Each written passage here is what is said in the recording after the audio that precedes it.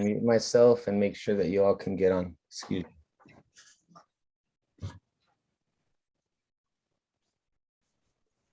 Hi, everyone. My name is Victor Orejel. My pronouns are he, him, él. So I'm going to be the MC for this evening. Good afternoon. So let me see. So I'm a researcher with the CRIP Collective and an undergraduate student in the Chicana, Chicano, and Latino Studies Department at Cal State LA. Welcome to our second panel of the GRITO Series. For those that are new to the GRITO Series, it is a monthly virtual webinar series hosted by the CRIP Collective from Cal State LA. The word GRITO is an acronym for Getting Revolutionary and Intersectional Testimonials Out. We are thrilled to present a phenomenal panel of Chicana Chicano movement trailblazers that will speak about youth and community organizing in the movement, drawing from both their personal testimonials and academic inquiry. Today's discussion will be facilitated by two members in the Chicana Chicano and Latino Studies Department at Cal State LA, Dr. Dolores Delgado Bernal and Gisselle Samano, a senior CLS major. So our webinar will be broken down into three sections. The first section is going to be the panelists' individual testimonials, where we will focus on their own personal involvement in the social political struggle. Second part will be the group discussion, in which they will be asked questions about youth and community organizing. And the third section will be questions, a Q&A section, so questions from attendees. So feel free to type any questions in the Q&A section below, or raise your hand using the Zoom reactions feature during the Q&A time interval. This will be semi-interactive with polls during the webinar, a live Q&A, and a post-webinar survey that will help us improve future events. Your participation is much appreciated. Before we begin, we'd like to first take a moment to establish our commitment to land rematriation. Beyond land acknowledgement, we wish to collectively support any efforts led by the native caretakers of this land in the broader goal of land rematriation. We also recognize that as guests to this land, we have a responsibility to respect and understand what physical land rematriation looks like. Rematriation refers to reclaiming of ancestral remains, spirituality, culture, knowledge, and resources. Land rematriation, however, refers to the reclaiming of stolen land, returning to indigenous relationships, and healing wounded land, wounds caused by colonialism. As members of the Cal State LA community and guests to this land, we commit to the land rematriation efforts of all Tongva peoples, the ancestral caretakers of Tongvangar, the land upon which we rely on today. We also wish to invite all guests of today's event to consider a commitment to land rematriation for the native caretakers of your individual localities. Thank you. So without further delay, I'm honored to introduce you to our co-chair of this webinar, Doctora Dolores Delgado Bernal.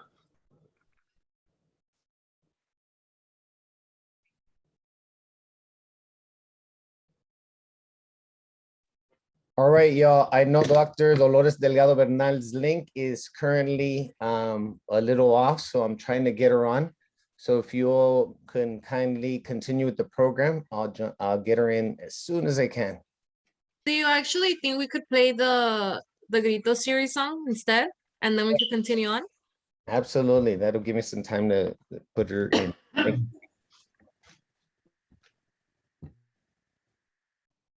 Hi, Gloria. Hi, Gloria. Hi, Gloria. Gloria. Hello, everybody. And hi, Richard. Hello, everybody. Hey, Rosalio. Hey, Richard. I'm surprised you're not at the stadium. I know it. I'm missing the game. I was going to call in sick. You're gonna call him sick. I know it. But I'll be checking on my cell phone. I have mine set up too. Oh, I know.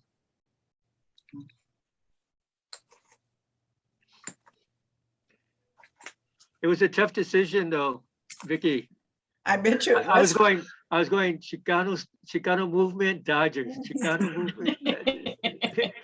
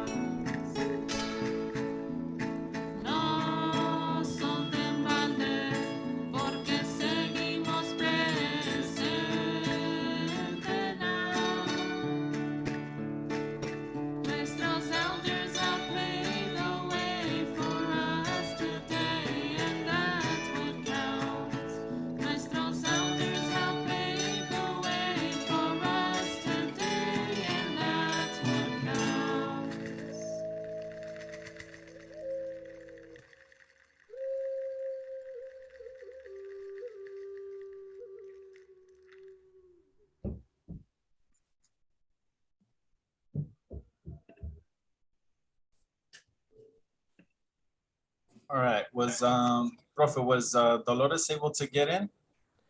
No, not yet. I'm still trying to get her in. She's having problems logging in with the code. So as soon as I get her in, I'll let you know. Okay. But maybe David could fill in while we transition. Sounds good. Of course, no worries. Hello, good afternoon, everyone. We're so happy to have our guests here today. Such amazing guests for this conversation that we're gonna have on community and youth organizing. So today, I'd like to pass it over to Gisselle, who is an undergraduate student in the CLS department at Cal State LA, who will be introducing today's guest. So Gisselle. Hi, everybody. My name is Gisselle Samano. My pronouns are she, her, ella, and I am a senior in the CLS department at Cal State LA, and I'm also minoring in criminal justice. So today's special guests have made fundamental contributions to the field of Chicana, Chicano, Chicanx studies and ethnic studies as we know them. In the wake of the civil rights movement, a wave of Chicana, Chicano, Chicanx youth mobilized across the country, and from the masses across, some of our history's most important leaders who have transformed, are present through activism in the face of hatred, racism, bigotry, heterosexism, patriarchy, and xenophobia. Today's panel of guest speakers include individual, important local youth and community organizing before, during, and after the movement era, participating in groups like Young Chicanos for Community Action, the United Farm Workers, the Brown Berets, the Mexican American Student Association at ELAC, United Mexican American Students, later Movimiento Estudiantil Chicana Chicano de Aztlán, otherwise known as MECHA, and others. While they were all critical in the broader movimiento, today we asked them to speak specifically about the importance of organizing young people and broader community members as the base for the movement. What role did people who did not attend college and young people play in the movimiento? We are particularly interested in hearing how young people and local community members generally organized for various place-based issues. Now it gives me immeasurable pleasure to introduce our following elders. So we have Victoria Castro, who was president of Young Chicanos for Community Action, co-founder of La Piraña, LAUSD board member, Chicana organizer, and Blowouts organizer. We have Richard Santillan, United Farm Workers organizer, UMAS member, first graduate with Chicano studies, educator and expert on Mexican American baseball. We have Gloria Arellanes, co-founder of Las Adelitas de Aztlán, administrator of El Barrio Free Clinic, Chicano Moratorium organizer, Chicana organizer, and Indigenous Tongva woman. We have Rosalio Muñoz, Chicano Moratorium lead organizer, anti-war and anti-police brutality, and student body president of UCLA. And we also have Gilberto Cardenas, Mexican American Student Association member, UMAS member, Chicano organizer, University Times photo editor, and educator at Notre Dame Sociology Department.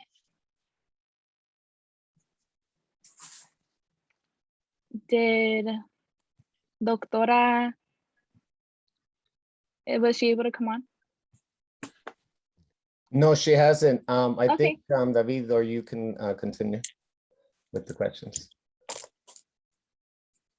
Sure thing. So I can continue with the questions.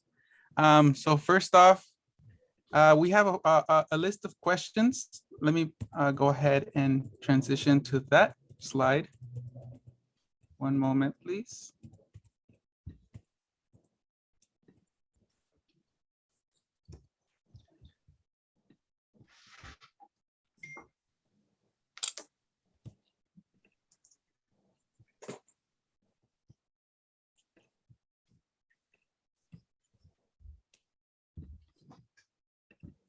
All right. So first of all, I want to ask everyone, how's everyone doing? How are our special guests of today's great episode doing? We can go one by one. Sorry, we didn't let you have a chance to kind of speak. But before we move on to the questions, just generally, how's everyone doing? Good. Fine, Thank you. fine. Thank you very much. Yeah, it's so great to see some folks that we've met already, Ms. Castro, Ms. Arellanes. It's so great to see you back at the GRITO Series event. And we're so happy to meet everyone else who's jumping on today. And so to go ahead and start with the questions for today, I'm going to go ahead and share my screen. We're going to ask everyone to please take around 8 to 10 minutes to answer these questions. So we'll make sure that we put them on the chat as well, so that you can refer to that, right, when you answer the question. So tell us who you are and those things that made you a youth community organizer. For instance, what life experiences did you have which made it important for you to organize people who were not college students? With which groups or activities did you specifically participate in organizing youth and community members during the Movimiento, and what was your role? And 3, how would you like for people to remember the Chicano movement era within the wider context of human struggles for justice? So we'll make sure to add this on the chat, but let's go ahead and perhaps I can nominate someone since we have 5 guests today. So Mr. Santillan, would you like to go first? Oh my gosh. Oh my gosh. This is like almost like share and tell. I wish I had my abuelita here, then she could say everything nice about who I am. But thank you so much. I want to thank all of you for putting on this amazing series on the history of the Chicano movement at Cal State Los Angeles. I think when I think about my own political socialization, my grandfather, my father's father, had been very active in Mexico during the 1920s and early 1930s in union politics in Mexico. He was very involved with very progressive politics. But in the mid-1930s, he came to the United States and got very involved with the United Auto Workers, and also very involved with the mutualistas, the mutual aid societies, where there were hundreds of these mutual aid Mexican societies. And so my father grew up in an environment because of his father, that my father was a labor leader. I mean, in the United Auto Workers. I always remember my father reading the newspaper, always watching the news, and every single night at the kitchen table, there was always politics being spoken. And my father was very not ashamed to talk about politics at the dinner table. I remember he would always say, damn Nixon. He would say that, damn Eisenhower. But when I graduated from high school, so I came with the family. My grandmother was also very active in union politics. My mother's mother in Vernon, she worked in one of the meat cutting plants. So I have to tell you, I grew up in a family where there was a lot of politics, especially union politics. And we grew up at a very early age to understand about you never cross a picket line, those kinds of things about working people. And so when I was in high school, I enjoyed history. I enjoyed history very much. And I remember as a junior, I did a scrapbook. We had to do a scrapbook on a current event, and I did it on the Vietnam War. And I was so impacted about that war that when I graduated from high school at the age of 18, when I went to the selected service, I actually registered as a conscientious objector. In 1965, I went to Cerritos College and got very involved with the United Farm Workers. There was a table there, some of the students, and I became pretty active in the farm worker movement in terms of as a student. I was given East LA, Ball Heights in particular, to boycott against Safeway stores. Also in 1967, when I came to Cal State LA, I came to Cal State in 1967, joined UMAS, United Mexican American Students, and I asked if I could form a group called the United Farm Worker Committee. And I remember that we set up a table and we collected over $200, a lot of food. And in 1967, we went to Delano, to 40 acres. And when we arrived, there were literally thousands of people from all over the country that were bringing food and bringing money, and it really began to transform my politics even more. And I had a chance on that occasion to actually shake hands with Cesar Chavez. In 1968, I worked on the Bobby Kennedy campaign. Al Juarez, who was from UMass, Rosalio knows him at UCLA, came to Cal State to the UMass meeting and asked for volunteers. And so I worked on the Bobby Kennedy campaign. And I was actually helped organize Bobby Kennedy's last event in East LA the day before he was assassinated.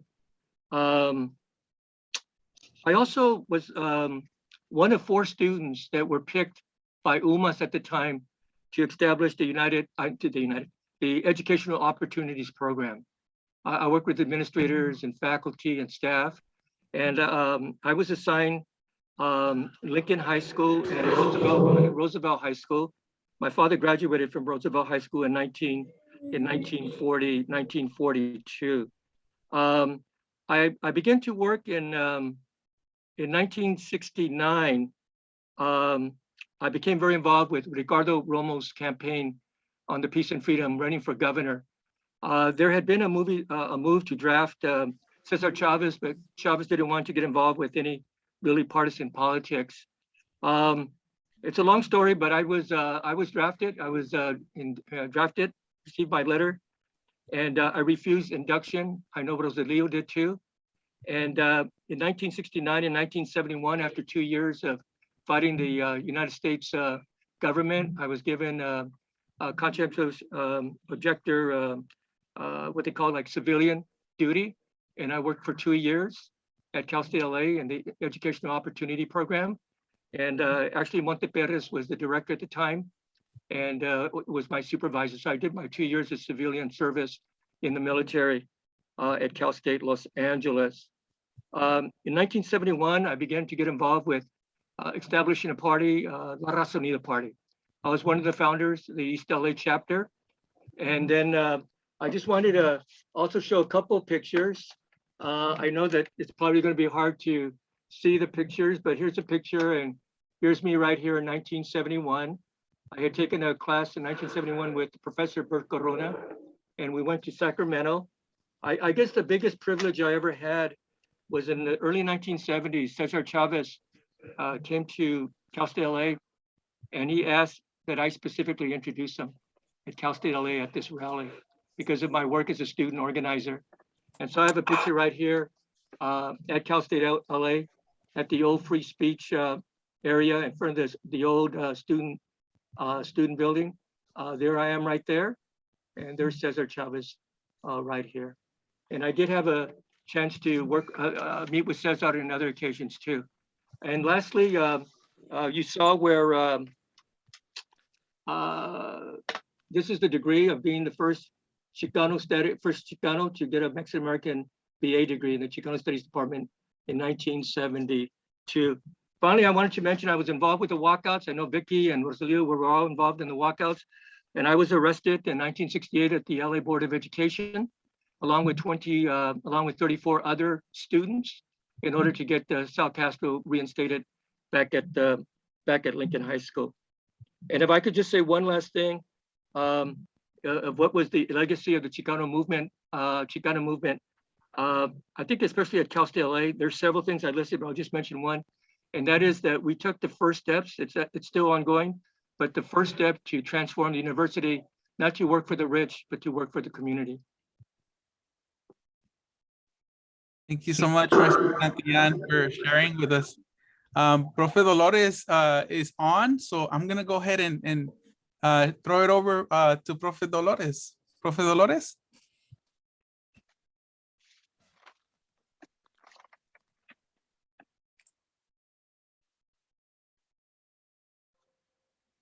Oh, I'm sorry, I think your mic might not be on, or?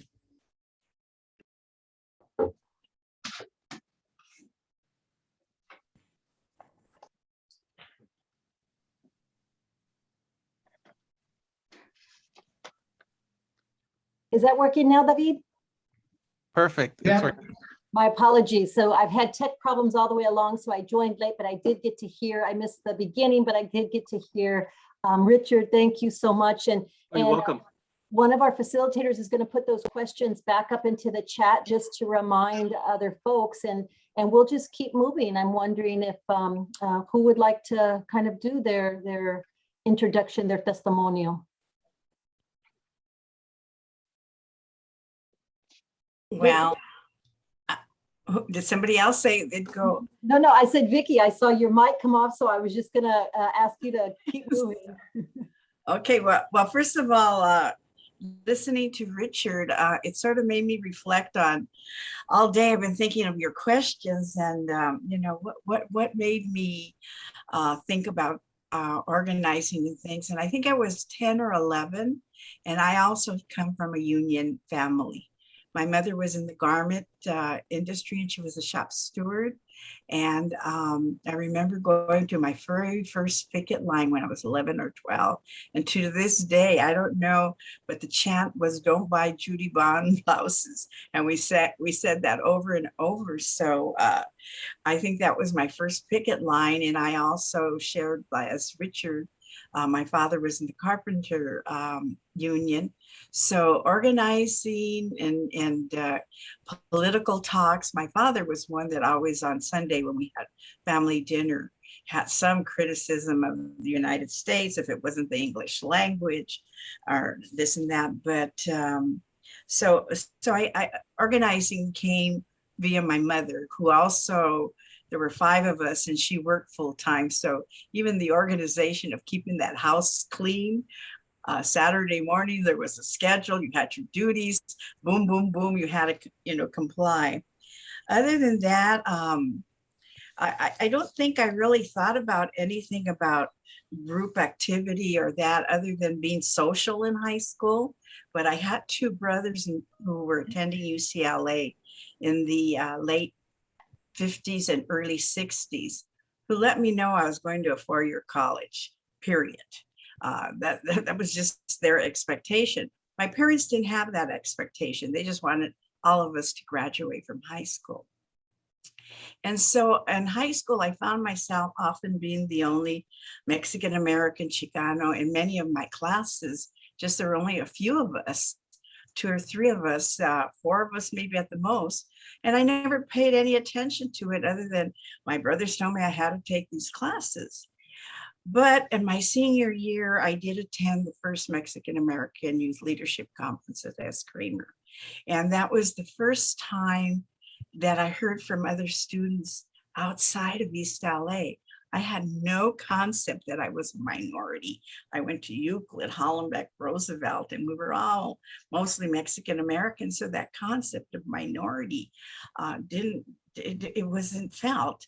And then when I heard the testimony and discussion at that conference, it opened my world. And I think it also gave me a voice, because when I returned to Roosevelt, I started noticing, you know, why is it that I'm the only among a very few in the college-bound classes? Why are all the people that I socialize, my friends, well, you know, they're in home ec, they're in hyping, they're in drafting, they're whatever. And so I started, when I returned from that conference, questioning just personally.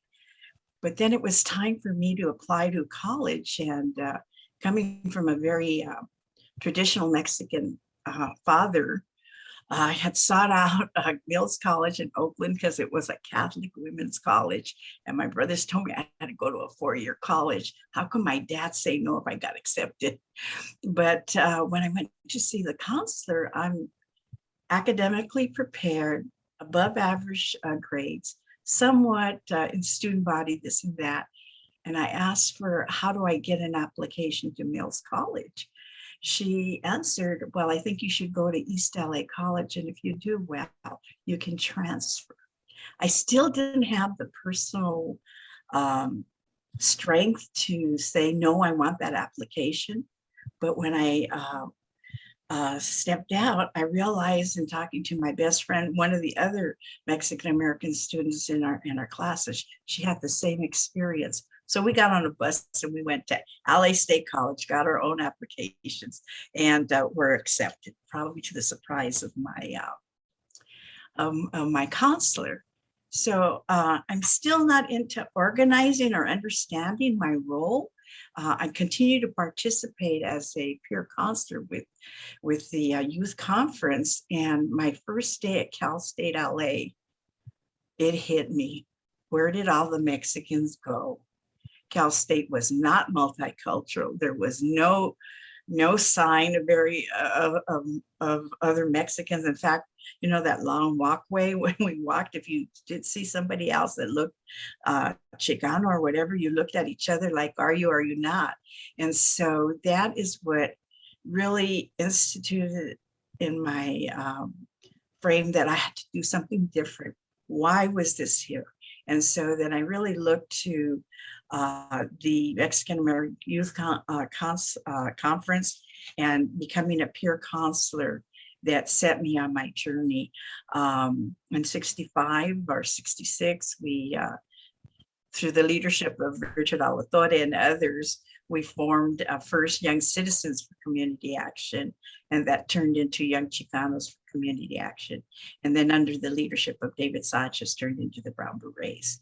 So, in there somewhere came the walkouts and talking to students. And I think the key factor in organizing students, we came up with a survey and how are you treated? Are you encouraged to go to college? Are you disciplined different? And we visited team posts. We went before or after lunchtime at schools. We probably gathered about 3,000 surveys to make the beginning of the demands that we wanted to make, which led eventually not being heard or any changes that led to the walkouts. So I think that was the beginning of my organizing skills that led me, but definitely sharing as Richard, it was the union activism of my parents. And also I remember the Roybal campaign, the Edward Roybal campaign, which my parents, especially my father, was very supportive of at the time from Boyle Heights. There. Thank you for sharing, Vicki. I'm going to ask Rosalio if he'll go next, but I just want to say a couple of things in terms of these connections. You and Richard both talking about family, union organizing. I think probably three of you were participants in Camp Hess Kramer.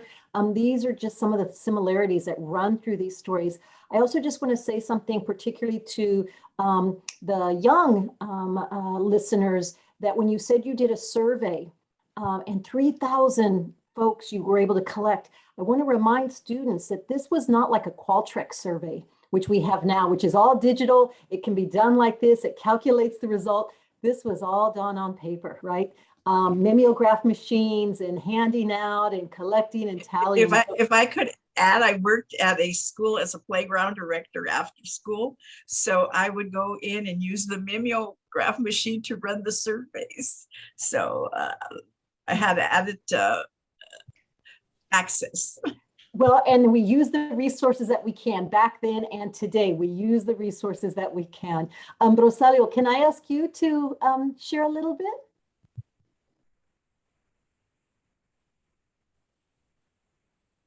You're still muted. Sure, I'm going to try to make it short, but I have a different story.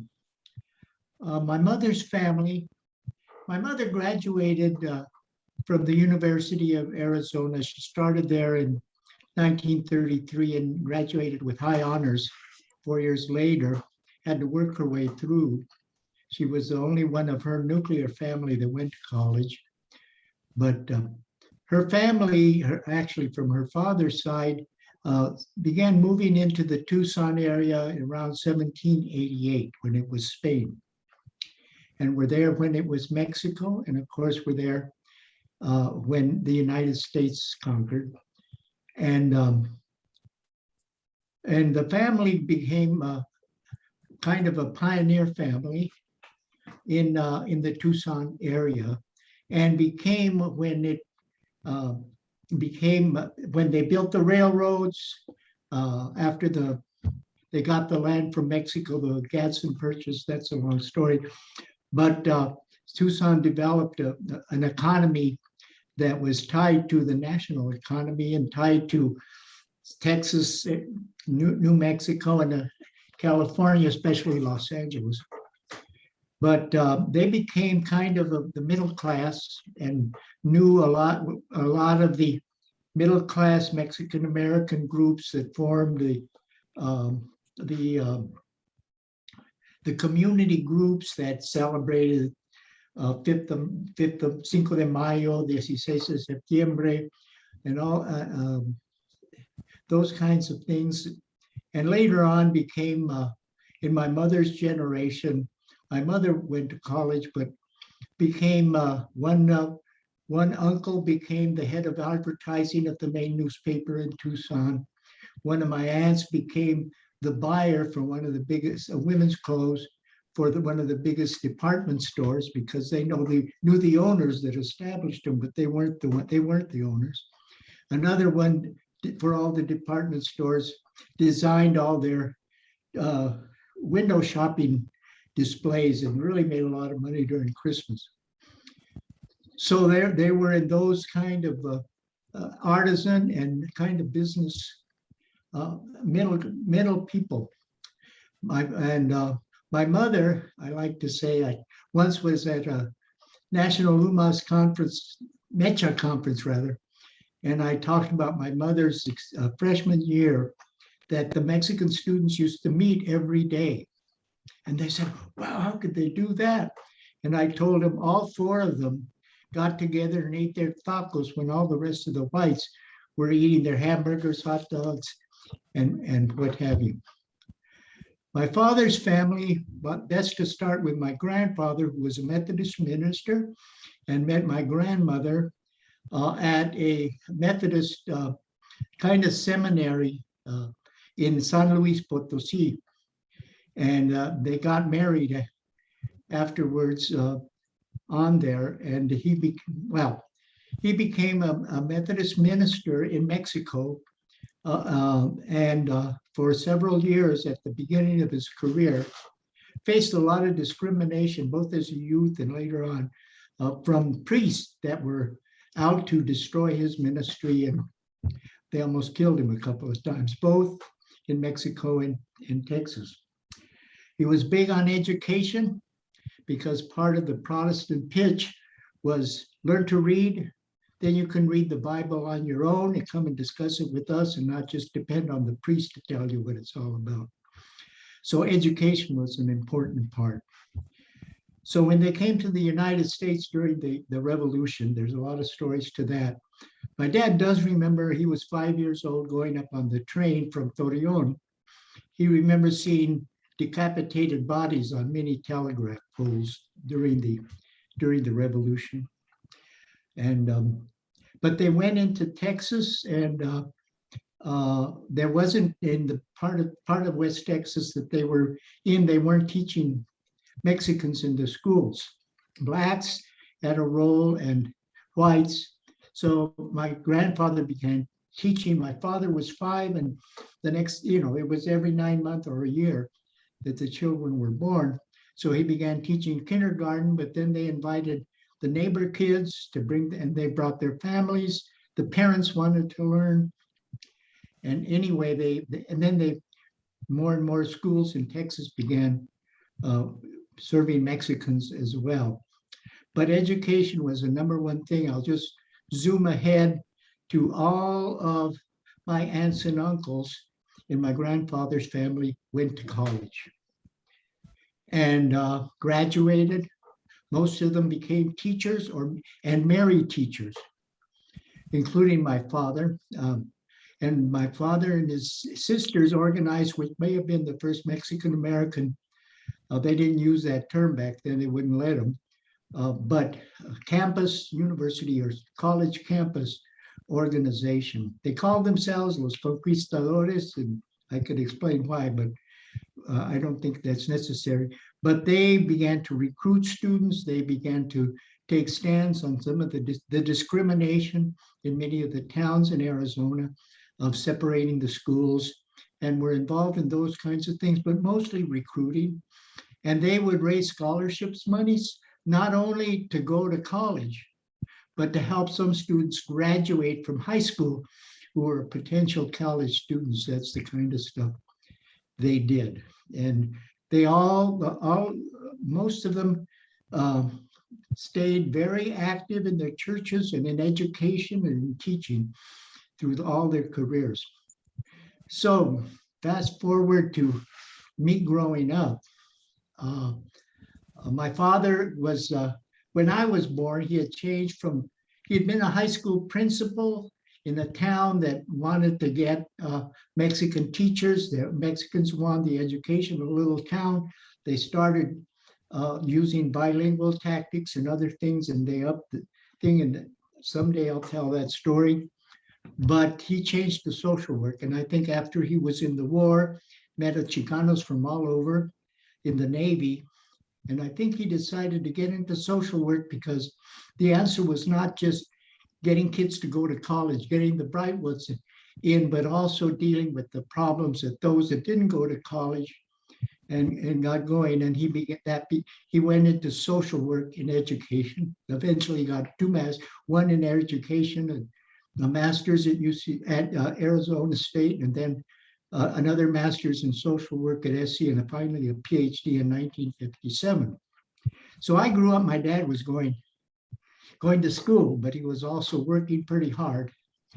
But then he'd come home and also take us out to the park, take us out to other things. Like that, I had another uncle, Felix Gutierrez, you know his son, probably.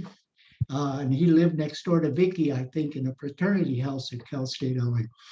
But it turns out when I went to UCLA later, I had about 10 or 11 cousins going to colleges, including Berkeley, Stanford, UCLA, Arizona State, University of Arizona.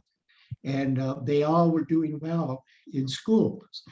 And one of them, Felix, my cousin, turned out to be student body president at Cal State LA. I think it was 65 or 66.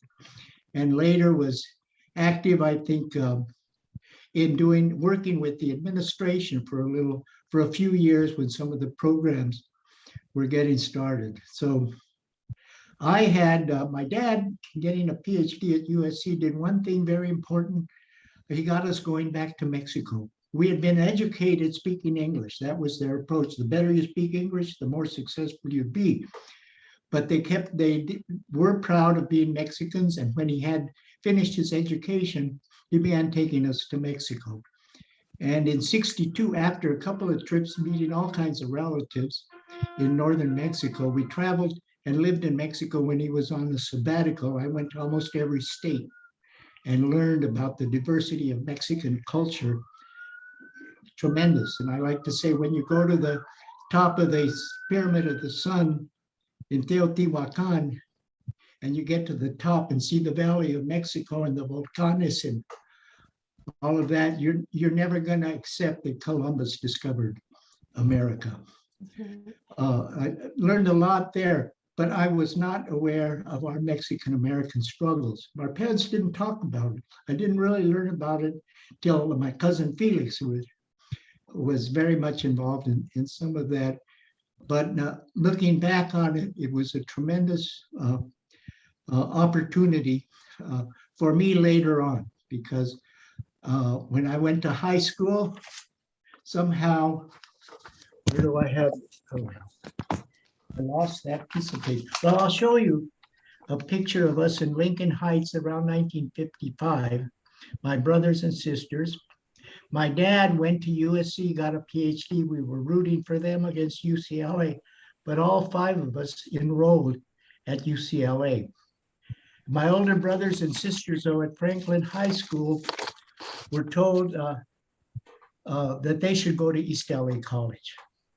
That's what they decided to go to UCLA. My dad wanted them to go to the best kind of school, he thought. And even though he went to SC, he could afford to help us get through UCLA as an administrator in the school system. Rosalio, And yeah, can I want to try to move us. to sure, the I'm end. going too long.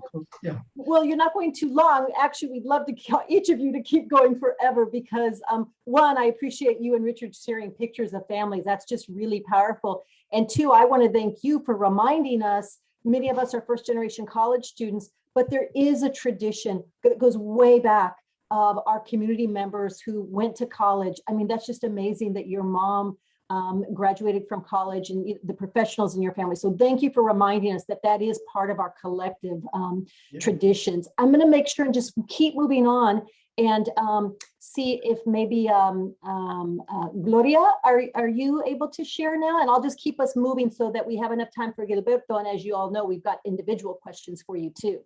Okay, thank you.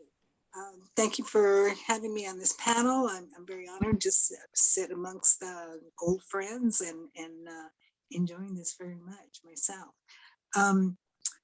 I have lived in El Monte, in the house that I'm in right now, for 71 years. I was born at the Mayo Clinic in East LA near Roosevelt High School. And we lived in the Maravilla projects and we came out here. And I have a brother that was like 4 years younger than me. So we lived out here in El Monte, and being 5 years old, 6 years old, I didn't understand a lot of things that happened to us, but there was a lot of racism. This is considered the end of the Santa Fe Trail, and there's talks about the vigilante groups called the Monte Boys. And my father was very light skinned. My mother was the beautiful brown skinned Tongva lady, Indian.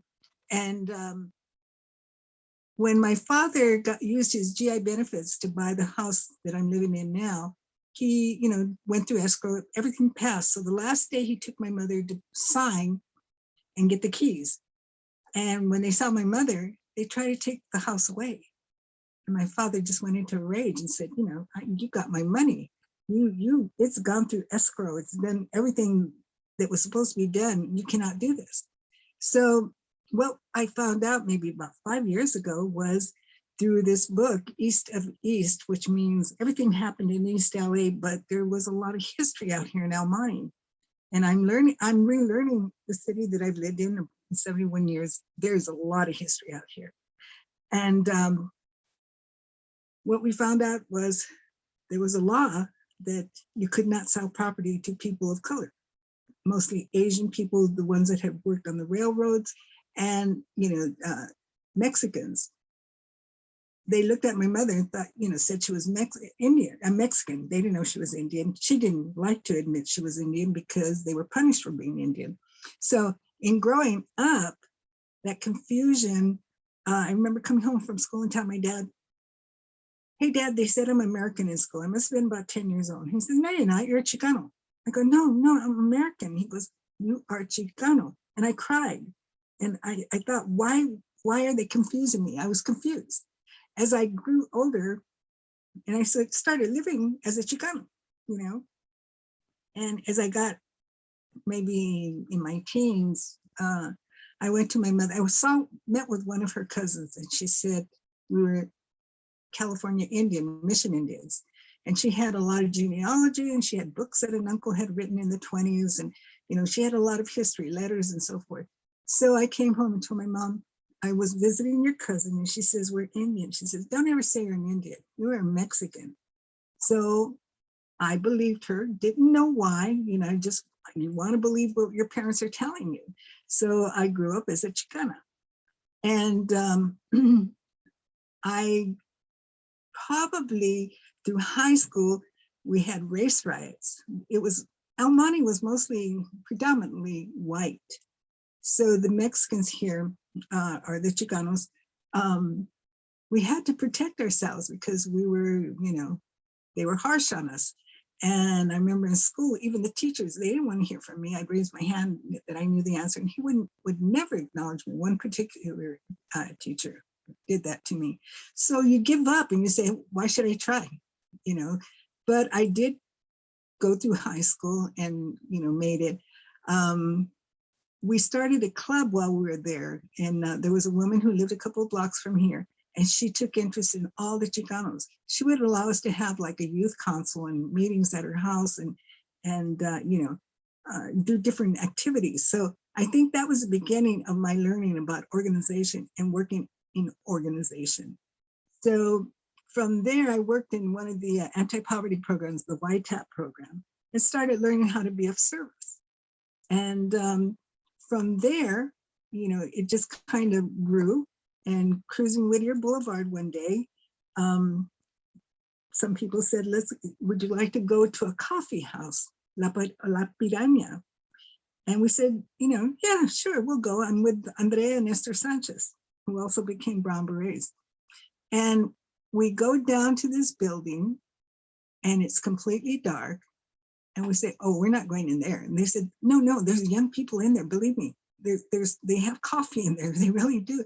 And, we're really, it doesn't look safe, but we kind of said, okay, we'll take care of each other if something happens.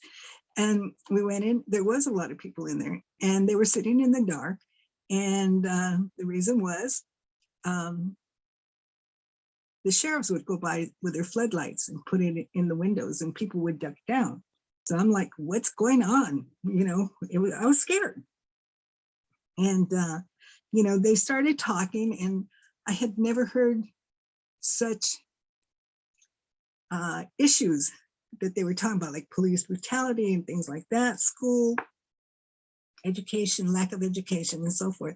And so this was very radical for me. I had never heard that kind of discussions. We talked about other things. When I was growing up in the high school that I went to, we knew there was race riots. We knew that we were being, discriminated on, but didn't understand all those concepts. And so it seemed like this group knew those concepts. And so it was very interesting to me. It took me 3 times to keep going back, and they'd say, David would be, are you ready to join? And I'd say, no. And the 3rd time I said, I'm ready. So that's when he was making the Brown Berets. It was coming from the Chicanos for Community Action into being Brown Berets. And, I got involved very fast. And eventually I became the only woman national minister with 4 other men who were ministers, and David was considered a prime minister. But in reality, I was just a glorified secretary. I did all the letters and the newspaper and, but all the time learning and learning more about organization and working with young people. Something that didn't exist in El Monte, because El Monte is a small town. Los Angeles is a big area.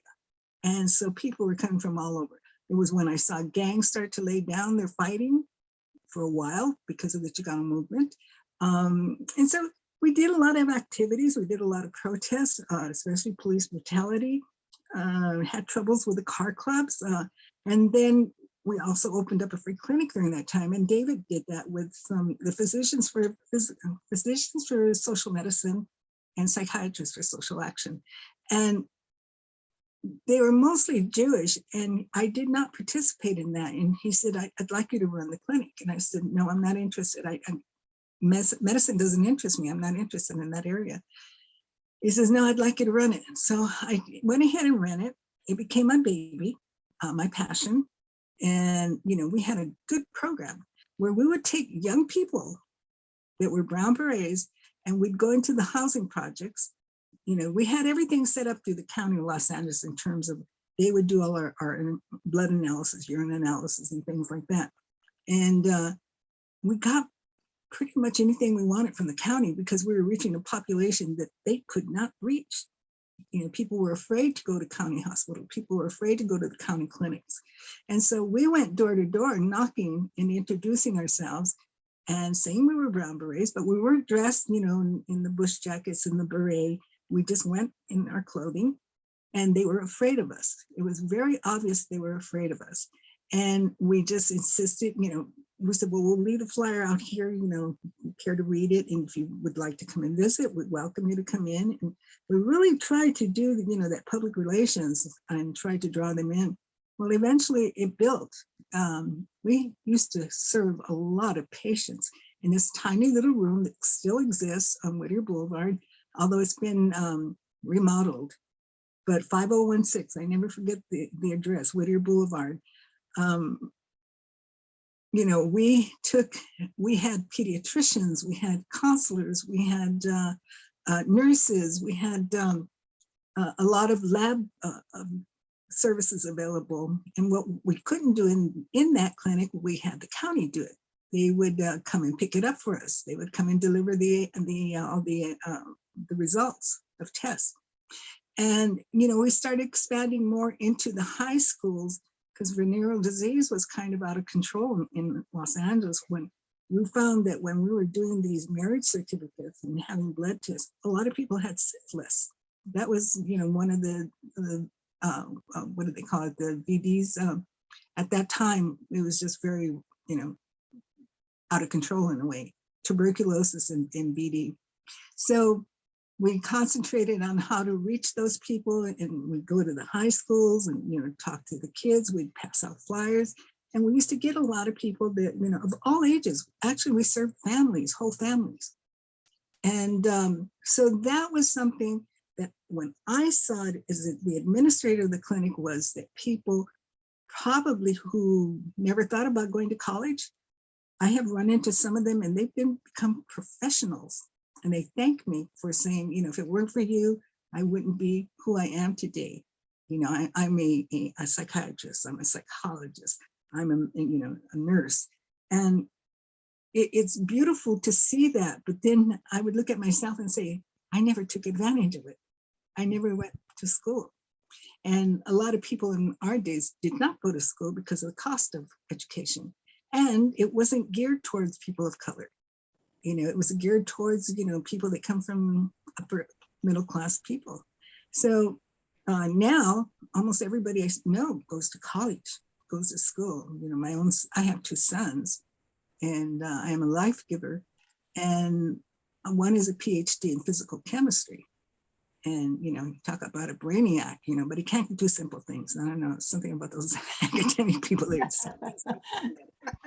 That often happens with them, excuse me, the more degrees that we have. Gloria, I'm gonna go ahead and just stop you now because there's another question that will come directly to you, but I wanna make sure, excuse me, that we have enough time for Gilberto. And I wanna thank you for also putting in our consciousness, reminding us about that racial hierarchy that does exist. It is traumatic to hear how you were told you are Chicana, not Indian, and that racial hierarchy then and now, it continues, whether it's with our indigenous folks or our African roots, somehow wanting to pass. And so thank you for reminding us that that is a part of our traumatic background. So I'm going to go ahead and jump over to Gilberto because we're running just a little behind, and I want to make sure all of you have time to answer some questions.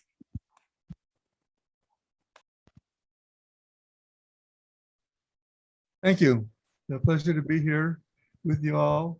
I'm in Austin, Texas, so I'm not in Los Angeles right now, but it's an experience going to college, and before that, growing up in San Gabriel, the old mission, which is an old barrio that predates the formation of the city of Los Angeles. The King of Spain ordered a procession to Huasana Placita.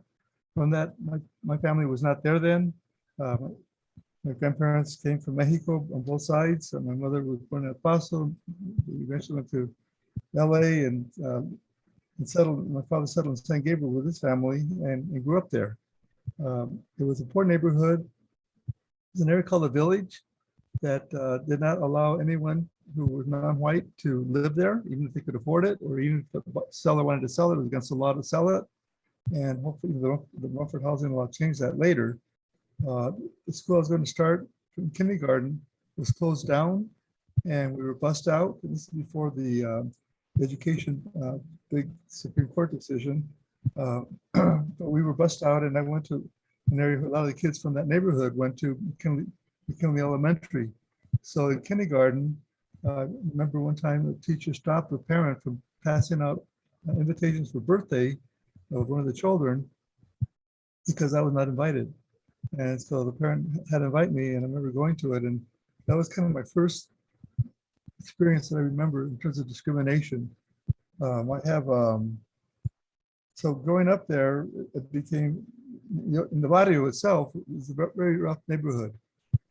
And I ended up, joining the gang, got thrown out of high school. My parents divorced and got back into high school and had college courses, preparation courses, but really had the grade point average to go to a 4-year college. So I started East LA College. And I'm very grateful in many ways because I met Al Juarez and others, and we started MASA, Mexican Student Association. Got very involved in, they're trying to make change there at East LA, and then transferred to Cal State LA, and there a group of us started MASA, UMAS, and got very involved in everything that we've been talking about in terms of educational opportunities on campus, off campus, the walkouts. We set up the center off of Whittier Boulevard, and I want to say Atlantic. I can't remember the name of the cross street there. It was about a block behind Whittier Boulevard. It was from Cal State LA. I was the chair of the board. I don't know anything about boards at that time, but that's what my responsibility was. Because I grew up in the neighborhood, I continued working with the neighborhood with gangs in the area. There's a group I worked with at the La Casa called the Animal Tribe, and it was a non-territorial gang, which is probably one of the few ones that were not territorial based. And very diverse group of people too, African-American, mainly Chicano, and others, a couple of Italian girls. Anyway, they were very involved in many things, music and other things, but they were doing a lot of drugs and getting a lot of trouble. One time the police raided a 3-unit house in the back, thinking it was just kids, and actually it was a wedding party, and they beat up people, arrested people, and actually that's part of the Animal Tribe group there. And long story short, we got the legal team in LA to help, and we went to court in Pasadena for those that were 16 years and over, and we actually won the case. It was all white jury. It was a landmark case in terms of police brutality. So that really was a very important part for me to understand the importance of connecting the university to community and other people doing the same thing in other communities, working in neighborhoods, but also being on campus, trying to change the campus climate and opportunities there. So I had the opportunity to work with a Catholic youth organization that were helping me when I was a kid, and at La Casa in San Gabriel. So I wanted to continue doing that work. I brought kids from those neighborhoods to various rallies that we were involved in. With the Black Panther,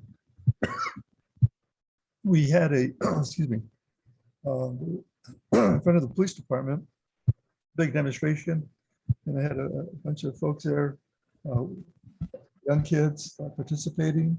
There were other events that we were able to bring them to that they really, I think, learned a lot.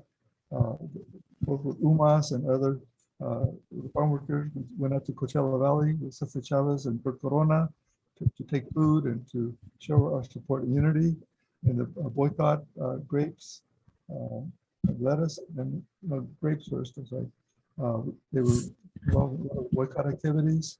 So I learned a lot that these youth were not able to know this information, know this history, know this experience, or even understand their own experience with police brutality and other things without actually getting involved. And they became very militant in many ways. The last point I want to make about that part of our activities was going to San Quentin. We went 3 times to San Quentin and met, I forgot the name of the organization. It was a very large Chicano organization in the prison, and very organized, and they stayed in contact with them. So when some of the prisoners got out, we continued to make contact. One of the kids I took from the Animal Tribe up there was later killed at his home by the police and shot him in the head in some incident that occurred. But these kids, again, began to understand that getting arrested could have long-term trouble later on if they continue to get arrested. And there were a lot of drug overdose and things of that sort going on as well. I really learned a lot from my colleagues who are on this site here.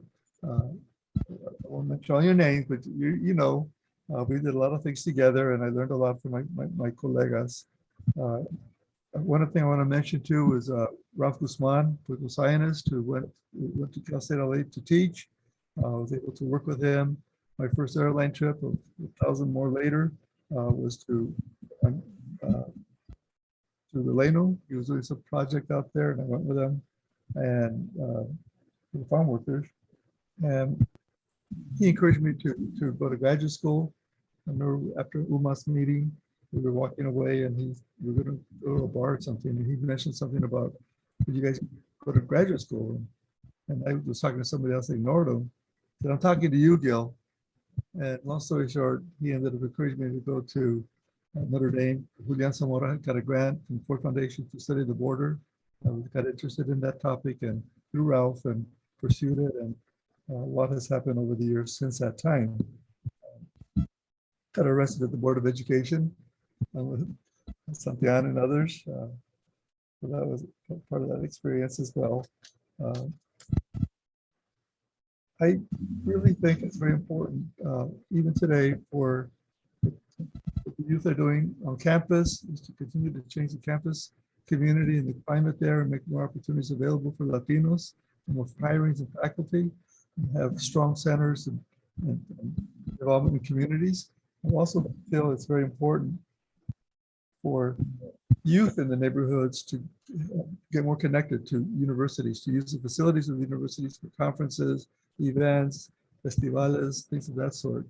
And that's something we continue doing later when I was at Notre Dame as a student, and then going back as assistant provost for 18 years and starting the Institute for Latino Studies. I was able to continue that work in those neighborhoods. When I got to Notre Dame as a graduate student in 1969, I had already participated in a lot of activities in El Paso, the Mexican White House Conference on Mexican Affairs. We went to disrupt it. We ended up being part of the walkout with Jorge Gonzalez and Reyes Lopez Tejerina and others, and had a really interesting experience with that. So getting to Notre Dame in South Bend, I wasn't sure what was going to happen there. Looking for a house, driving around the first day, and came up to a place that said El Centro Migrant Center. And that just blew me away. I had no clue that any Latinos were living in the community there. And I mean, it could have been like the Goodyear Blimp parking right there. It's something totally unexpected. And I was, again, really, I got to meet the folks that work there. They told me they had a house, they were Vista workers, and they invited me to stay at their house. They said they had another bedroom. So from day one, being in South Bend, I got connected with the community there. And I say that because I brought my LA look, long-haired crazy hippie, and that was something that they didn't have that much experience with in South Bend. And so I was able to kind of try to radicalize them as well, even though they were also very active in the community and doing things.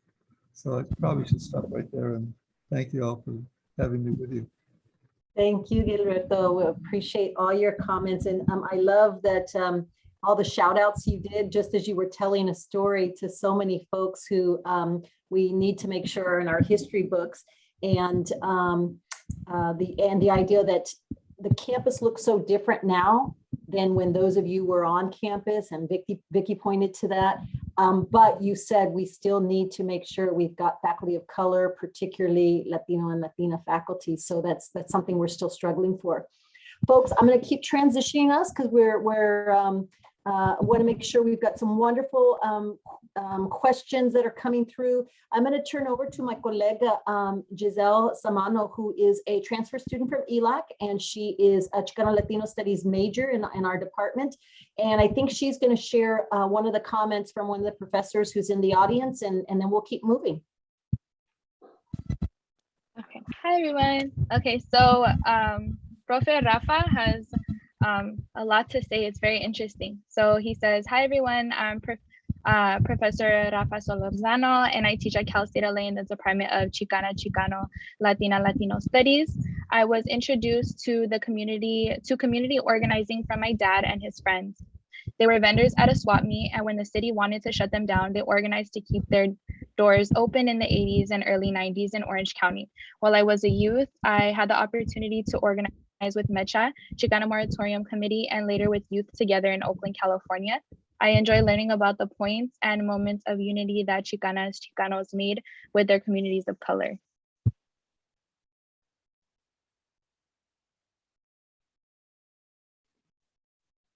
And then we are going to transition to the second portion.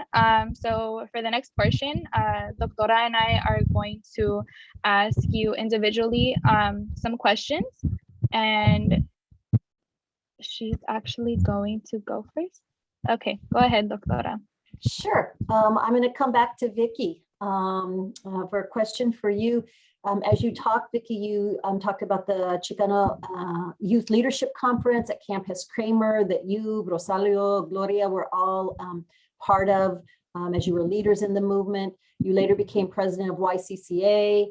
The question is, did you ever know then, or did you ever think about Victoria, Vicky Castro being the historical figure that we know today? When you were a teen.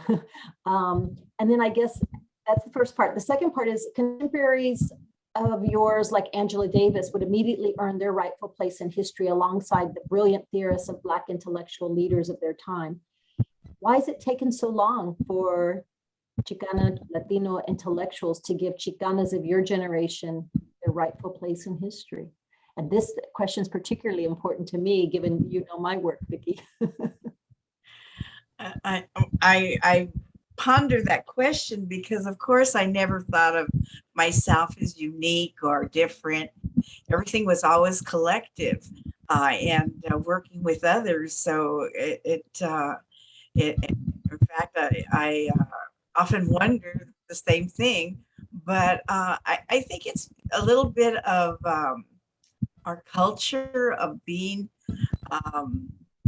just doers and not necessarily seeking glory for ourselves.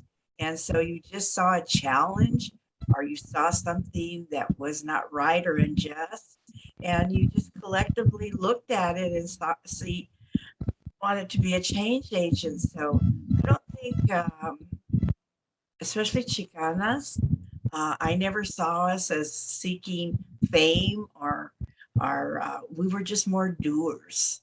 And that was the challenge. Now, I do have to say some of my male colleagues at the time would battle for recognition among themselves, but you just ignored that and turned around and got to work. So it never fazed me.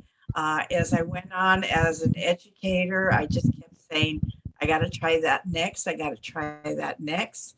And then after a while, when you just keep getting recognized for the walkouts, I used to say, you know, I was a school principal and I loved that kind of work. And I never knew that the walkouts would be so significant part of my past. It was always a challenge to take the next step to see how many more doors you can open for our kids and the educational process. Thank you, Vicky. Mm-hmm. That's about it. I'm going to turn over to you, Gisselle. Yes, so thank you for that response. So I'm going to move on to Richard Santillan. So you were among the early members of UMAS, and even before UMAS, you were very active with United Farm Workers. So it's kind of a two-part question. Can you tell us the significance for young people of your generation to have witnessed working class families take on the fight for justice? And how do you feel that that shaped the way leaders were developed in other spaces? Oh boy. You know, one of the things that occurred, I think, in the Chicano, for me, but in my discussion with others in the Chicano movement, was the movement actually brought different generations together. Because I remember that there were a lot of things happening with the farm workers, of discrimination, the high school dropout. And I would go home and I would share this with my parents and my grandparents. And they were very, very patient. But I think they would say to me, that's been going on for generations. You know, this is not new. putting Mexican American students in Americanization schools, giving Mexicans lower paid jobs. You know, my grandparents on my mother's side used to work the fields around Bakersfield during the summer to make some money. Talked about the conditions, and so I got an education also from my parents, and I think also the time that we were involved in the Chicano movement at Cal State LA in the 60s and 70s is that the Chicano movement wasn't just done in isolation. There was the Black movement going on. There was the women's movement going on. There was the anti-war movement going on. There was the colonial wars of liberation taking place all around the world in Latin America and Cuba, you know, in Africa. There were a handful of radical professors at Cal State LA, many of them who were denied tenure, who were fired. And so there was a lot of things that were going on. Dr. King, Cesar Chavez, political turmoil. In 1968, the massacre of the students in, you know, in Mexico City, in Eastern Europe, the students, there was massive international student movements taking place all over the world. We were just part of it. And I think that one thing that Vicky mentioned is when as students, we were so engaged at the moment and so committed. Young people, I tell I share with my students, because I still teach political science at ELAC. I tell students that young people by nature are radical, are you know, they're utopian. They believe they can change the world right away. They believe that, you know, every possibility can happen. They haven't been polluted to think that it's going to take a long time. And so there's a lot of energy there. And I think a lot of us, when I see my colleagues here, I just want to just mention one last thing. We have to remember there were a lot of people, young people, who were involved in the Chicano movement, but very few are still active. Many of them are still alive today, but very few are still active, still working in the community, still doing things to promote issues of social injustice and so forth. And so there is a place in someone's life. It may be because they get married, maybe because they have children, maybe because they have an education. We used to say that Hispanic was a Chicano who had a mortgage. And there's a little truth in that there are certain things that begin to sort of chip away at that radicalism, that progressivism, and so forth. And when I look at my colleagues here, for some reason, we kind of overcame that. And I think that I think we're still utopian. I still think we're still young at heart. I think we still believe, like Don Quixote about the windmills. I still feel that way. I think that even most of us are in our 70s, getting close to 80s. I think that we still feel the people of UMass. We had a very special group at Cal State, a wonderful group that we've been together almost like family for over a half a century, that we're still committed to change.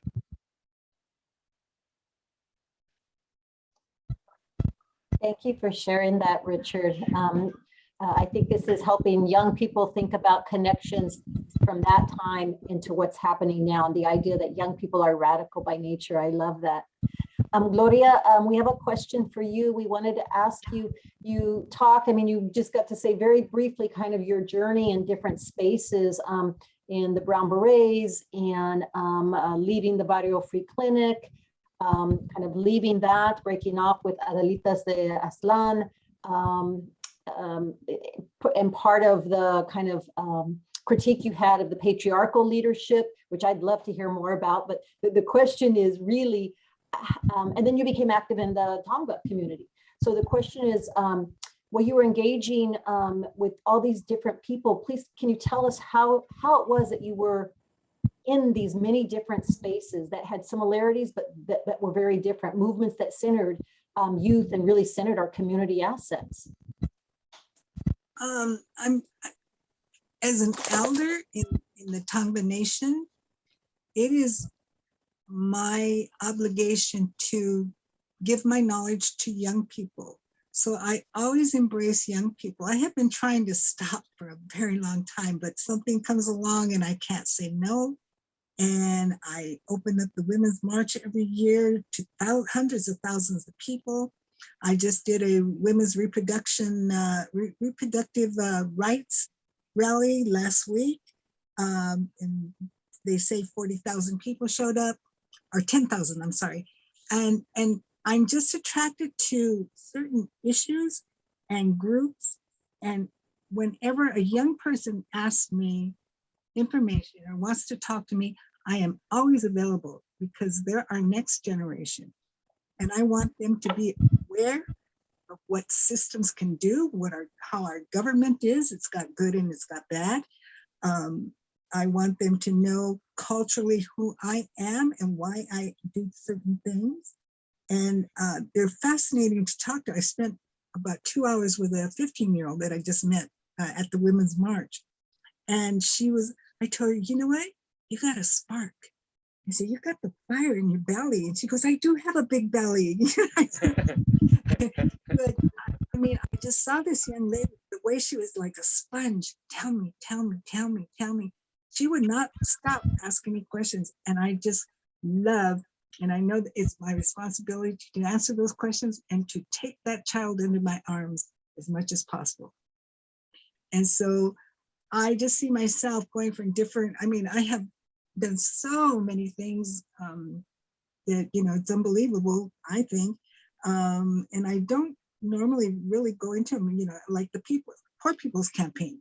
Martin Luther King's trying to take people to Washington, D.C. I learned more about poverty and diversity on that march than any book could have taught me. Any university could not teach me what I learned, eyeball to eyeball with people, actually staying with them and learning about them. And those are things that stick with me my entire life. They'll never leave me. They make me who I am, those wonderful experiences. And there was a lot of poverty. I mean, I could not believe the poverty in this country. And it still exists. On reservations, there's people that don't have gas, running water, or electricity, still to this day. And the mines are polluting all their ponds and their waterways for their stock. So there's all of these issues, and they're still under the rug. They're still under the rug, and people don't want to see what's going on. COVID has just changed us completely. But like I tell people, I may be a little broken down now, at my age, but I still got heart and I still got the mouth, and I will speak as long as I can. But I will never turn down a young person. And I love the GRITO kids. So. They're amazing, and the comments are going crazy in the chat right now for the fire and inspiration that you are.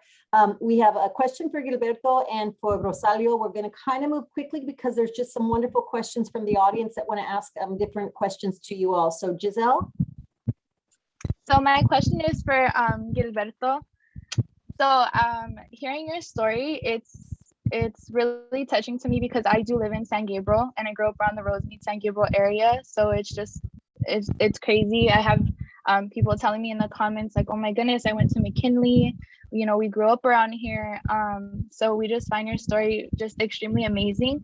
And you've done a lot of community work. So I wanted to ask why you centered your own work just specifically on these communities. Like what, we know your experiences were very personal, but what really just like sparked it? I experienced a lot of different trauma in the neighborhood with the police, watching police brutality. We were also very nasty with the police. I remember one time driving to East LA College to go to school, had a 54 Chevy lowrider, and I got pulled over in Monterey Park, and they were searching me. They're looking for drugs, and this is in the morning. And I come on the wrong way to campus. I go to school, I had a class to go to, and they actually took out my front seat of my car. Then they got a call for something else, and they left me there. Just abandoned me and took off. So those experiences, reminded me of the experience I had back growing up in San Gabriel, in the neighborhood. And seeing with the youth that I was working with, having the same kinds of experiences as well. And then we got to see the inequality and begin to learn things about inequality. It's kind of like maybe not a acknowledged Marxist, but Marxism really appealed to me in terms of thinking about the working class. We thought about identity, we thought about culture, we were finding our roots, all these things. At the same time, that we had a commonality of interest across groups and class interests. But we didn't have the class consciousness that we weren't taught enough of that. So I really took an interest in that. And I tried not through ideology, but through practice to bring attention to the younger kids, the importance of unity across groups. I remember my first year at Cal State LA, Muhammad Ali was visiting campus. I don't know if anybody else remembers when he was there. I was kind of following him around and had a farm worker button. I put on his jacket, his suit, and he pulled back on me and he said, "That's a new suit." And he was not going to hit me. He was just playing, but I jumped back and we had a Brown Black Unity Conference. I don't know if anybody attended that in Southeast LA back in, I want to say 67 again. I'm not sure the year. And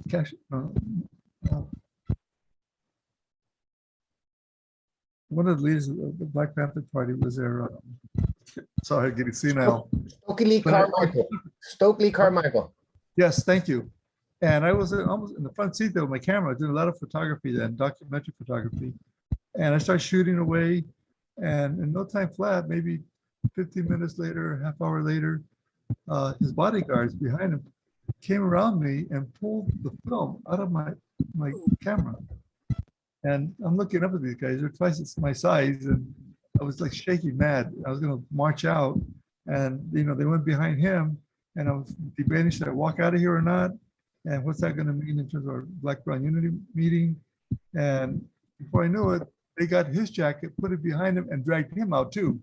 So I realized that it wasn't a personal thing, it's just the way the bodyguards were. So all that part for me was really important.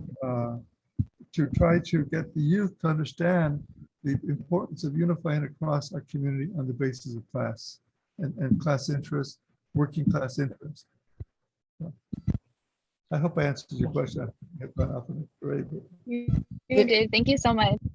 Can I interrupt and jump in? I'm sorry, I apologize. I just wanted to see, there was a picture, if you could pull it up, David, that we just want to make sure that's you, Gilbert, because it was in the student newspaper, but it doesn't identify the student, but we think it's you. And so we flashed it a couple times, but just wanted to see if you could identify it. And then there was also Rosalio, I don't know if you noticed, but many of the pictures that we have of the moratorium are the ones that Gilbert shared with us. Well, all of them actually are. So is that you, Gilbert, right there on the left, under the UMA sign? You know who that looks like? Looks like Carlos Jackson.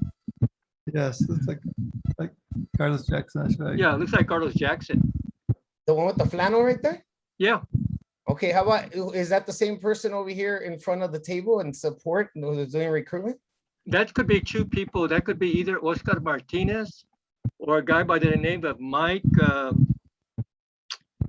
going to think of his last name, but I think that's Oscar Martinez that's standing there. I've got a picture of that. I think that might be a picture I took, or there's one, but I think it's Oscar Martinez. Yeah, it says CT photo by Gil Cardenas, right? And then so, but then it also mentions you, but I thought it looked like you. No. Okay. All right. Sorry. Well, you know what they say about Mexicans, right? That's right, huh? I want to finish up with the last question before we get a few of the Q&A and a little bit of Q&A, and that's Rosalio. If you'll kind of wrap it up for us, you're definitely among one of the most important figures and historians of the Movimiento. Gracias for all the work that you've done. Up until the new millennium, the moratorium was the single largest mobilization of Chicanx Latinx people since the waves of armed uprisings against empirical rule during the early colonial periods. Can you tell us a little bit about the intentional grounding for you in working people? Why has it and will it be the anchor of the movement?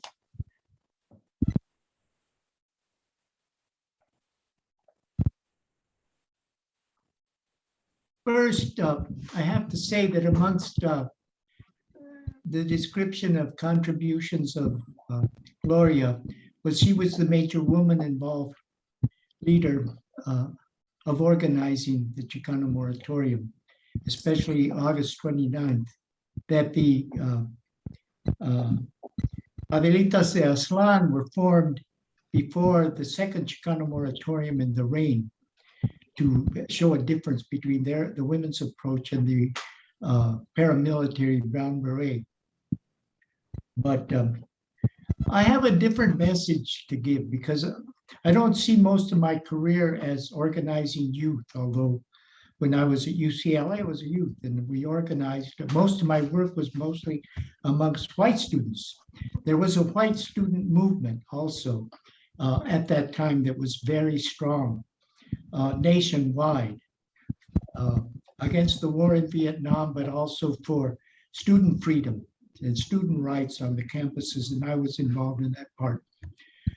But the challenge and one thing of the moratorium, and I think it's a theme that runs through some of the other presentations, that our generation, just like the generation before us, saw that we needed to build Chicano power. We needed to build our community struggle against the racism, against the systemic racism, against that. And that was a clear vision of those of us, Ramses Noriega and myself in particular, that we needed we had to move against the war issue as a major issue facing our people, and that it would be also a method of mobilizing our people across the country. So, and we saw that in the struggles of Cesar Chavez, Corky Gonzalez, and the leadership of people like Ralph Guzman, or in the picture that of Campus Kramer, just a couple of rows below where Vicky was Ruben Salazar and Marcos de Leon, great champions of, and they were part of a generation on whose shoulders we came up in and that inspired us. So that then Gail talked about Ralph Guzman and others, and they were, their generation saw that they needed to develop our generation. Vicky talked about Richard Alatorre, but he was working with many of these other people. Gosh, I forget names too, but that helps form Chicano groups, the Mexican American Action Committee that began organizing in UMAS and in other things afterwards that played a very key role in getting the movement started. My brother was part of that. El Juarez was part of that. Richard Alatorre. You could go on, a number of people that were key people in the movement. So, but the older generation, I think they saw that they had kids and they had relatives and whatever neighbors that were going to come up, and they were going to need their stomachs filled, their minds filled, and that they were going to be voters or potential voters someday to move the movement forward. And they began helping organize things, those men that I just mentioned, but also women like Chole Alatorre came as an immigrant, or Geraldine Zapata, but then Ledesma, and other key women leaders that were emerging at that time and moving the grassroots. And so, and then they helped set that up. And when we started moving, they were there to back us up. John Ortiz, one of the leaders of the walkouts, talked when they went after him viciously. It was when he went to need to go to court, somebody from the UAW, one of the great leaders out in Van Nuys, Pete, I'm forgetting his last name. So those unions that came up, and they were left kind of unions. And the moratorium, we took that our generation had to help change the situation of our people in confronting what we called then not system, I forget the term now, but systemic racism, institutional racism against us, and that the war in Vietnam was a result of gerrymandering, police brutality, poor education, the prison system. All of these parts sent more and more guys into Vietnam to be killed in the front lines, and it was deliberate. And one impact that we had was he helped end that war. And the one thing about our youth generation, we have to remember at that time, the median age was 18. That meant the older half of the Mexican generation was over 18. And that's who we worked with mostly in the moratorium. Some of the youngest one that I was working with on the moratorium efforts was Hilda Reyes, now Jensen. I think she was 16. And she was kicked out of Roosevelt for being on the cover that La Raza gave out with the Cardenas. It's a very famous, iconic pictures. She was 18. Her sister, Gracie, no, she was 16. Gracie was about 18. And then I worked with Gloria, and she and I were born the same year, pretty close to each other. I think we were 23 at that time. So and then all of our organizers were in their 20s mostly, and maybe Jacobo Rodriguez was in his 30s. I'm not sure at that point.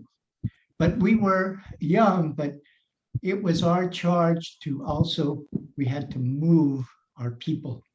And the walkouts were taught, they had to move our students so we could move our community to get better education. So I think we also need to be looking, let me just, in terms of youth, the youth here have to think, are they going to have a generation or another on this planet? And if we go the species, how many other species are we going to be taking with us? And I think we need to learn from our indigenous. For example, I'm working on something that they saw themselves as not superior to nature, that they needed to know about the spirits of the animals, of the rocks, of the trees. And that's something that we have to regain in order to have our species continue for at least another few, if not many more generations. And so let's think like the others were thinking. We got to be thinking about those future generations because we're under attack. And so we have a responsibility to be thinking about changing the situation of our people so we can change the situation of the human race. And we're in the belly of the beast. And so there's a special responsibility. And there's special problems, but special opportunities with that. Absolutely. Thank you. And the reminder that our youth are key, never too young and never too old, really, to do this work.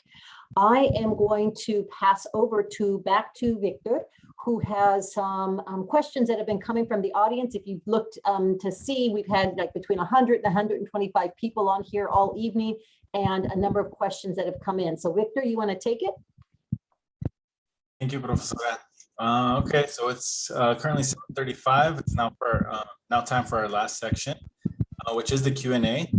I'd like to now introduce you to our facilitator for the Q&A section, our fellow GRITO Series colega, Dalia Carmona. The floor is yours. Hello, everyone.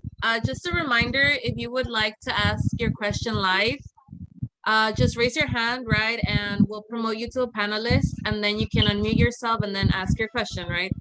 So going on to what Rosalio was talking about, I'm going to ask this question, right? And anyone can answer it. What do you think is the biggest difference between youth organizers in your era and in today's youth organizers? So the question's open for everyone. So if there's anybody that would like to answer it, or I don't know how y'all want to do it. Rosalio? Well, in terms of officially being organizers, I think there are a lot more women organizers officially recognized and working as organizers in all kinds, whether it's in nonprofits, and especially as I'm seeing it in the unions, in organizing workers. I'm told that at UCLA's union programs that the 60% of their students are women going to be learn to be organizers. So, and I see that in going to strikes and picket lines and other things. I'm active in the Communist Party, have been for 30 some years, since 1981, actually, after Reagan got elected. Hey, if you're not in it seriously, you better go for what you know to be the major changes that need to be made. So that's part of my commitment, but I don't expect everybody to go for it, but I think we have to look that capitalism isn't working in the interests of the people of this world, and how we are going to survive despite it, and hopefully, in my mind, changing it to a better system, which I see as socialism. Thank you so much. Is there another person that would like to answer this question? I think I want to throw in the use of social media, which was not available to us. And, you know, we actually had to knock on doors, chit chat. We had to have those individual conversations. And there, it's a tool, but I also remember being trained as an organizer. And one of the sessions was with Cesar Chavez. And the first thing he suggested is that we give up our cars that would force us to take rides with others, so that we could sit with people and share our ideas on a personal basis. And so I think somehow social media, which is a very positive tool, also can cause a disconnect in organizing true leaders. Perspective. Would anybody else like to add on?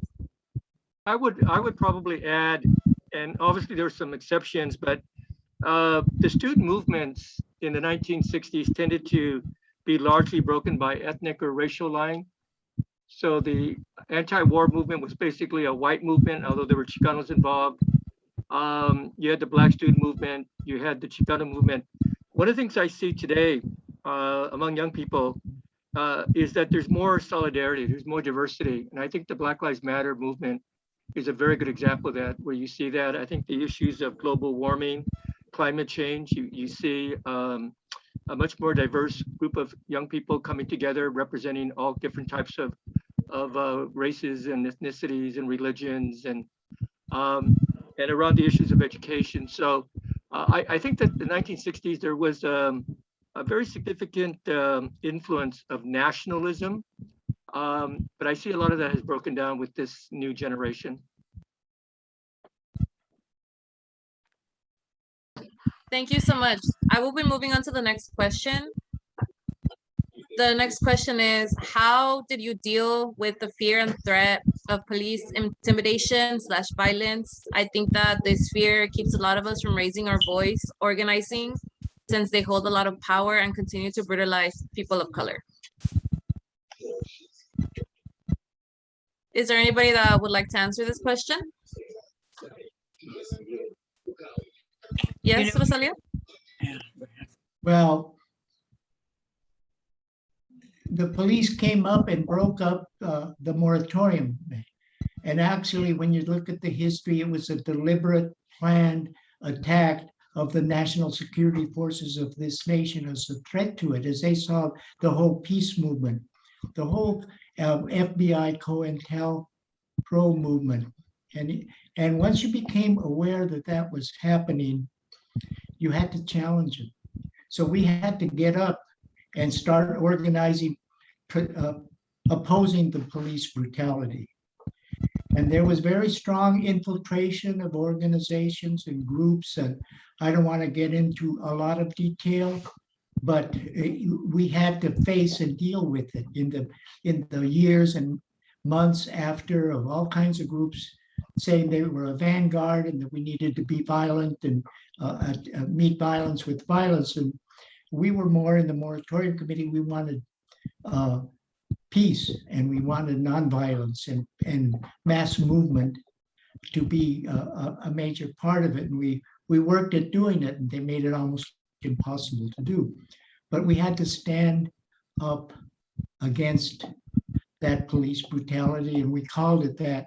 And we had some of the biggest demonstrations in LA history and national history against police brutality, especially January 31st, 1970, when the LA Times and everybody attacked us and said, we have to have a moratorium on moratoriums, because they were blaming us for the violence.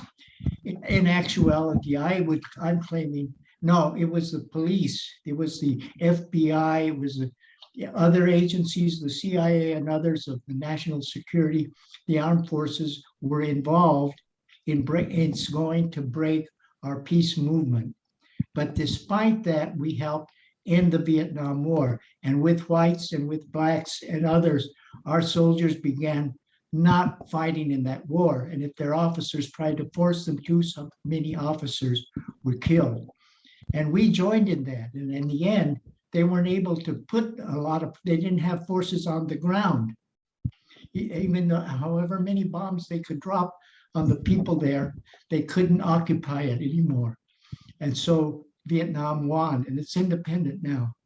And that role that we played at the end, making sure that the soldiers didn't fight, they were inspired by our moratoriums. And they joined with blacks and whites and others in fighting it right there in the front lines of Vietnam, because they didn't want to go out and search and destroy any war for a war that was not doing anybody good. And when they heard from home that we were all marching, men and women, especially the youth, but their parents and others were marching, that was a tremendous thing we did. And it took a while for us to move that Chicano power in other ways, but we learned to do it. And by the time, it took us 20 some years to start electing more Chicanos in local government, to get somebody back on the city council. But we kept fighting, all of us.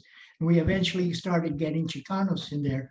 Vicky was one of them in the school board, which I think she may never have dreamed we could do that, but we wanted to have somebody there, and she happened to be one that got back in there. And but it was a long struggle as well. But you have to stand up to it and call it what it is. Thank you. We'll be moving on to the next question, right? So you just mentioned the word Chicano, right? So how would you identify the word Chicano? What does it mean to you? And then I'm gonna ask another question, right? Why do you think it's important to learn about the Chicano movement? So if I could get maybe Vicky to answer this question, right? What does the word Chicano mean to you?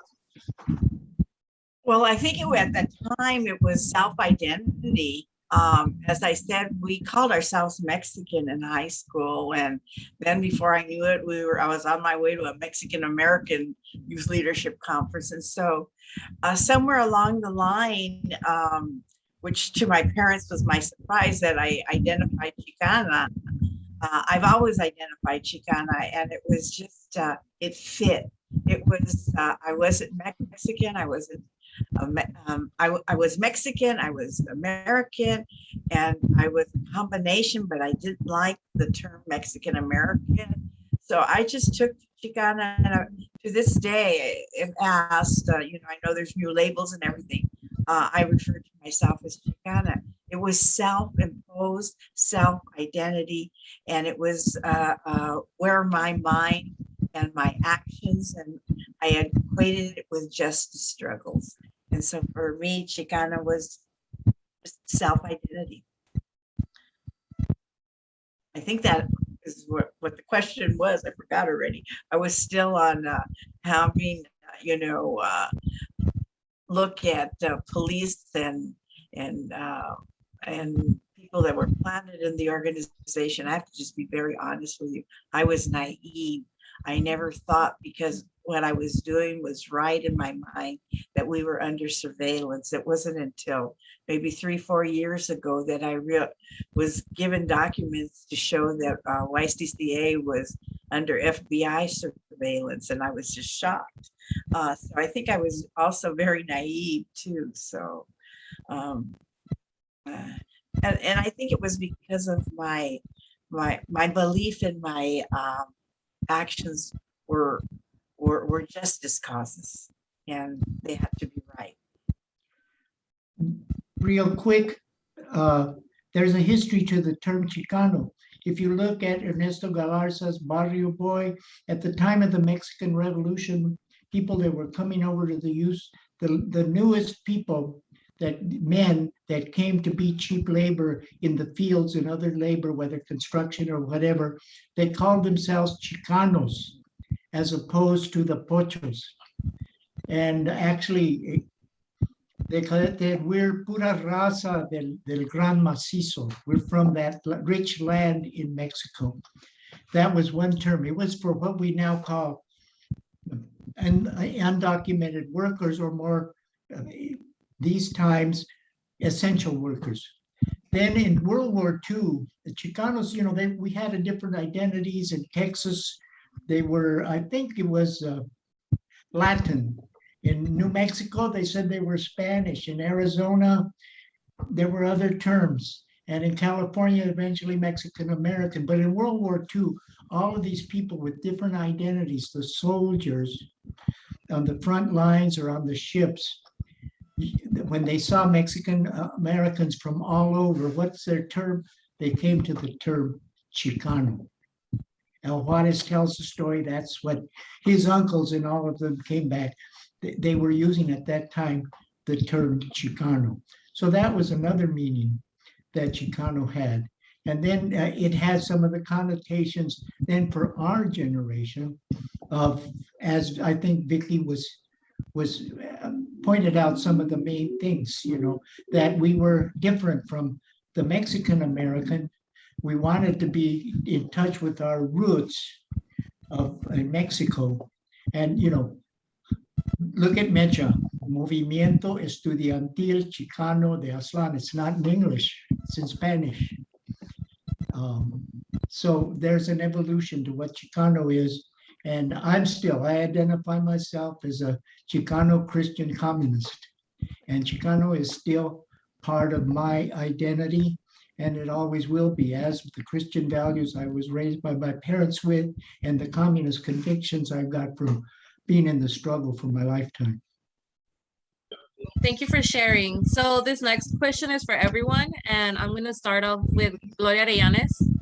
What current events interest you today?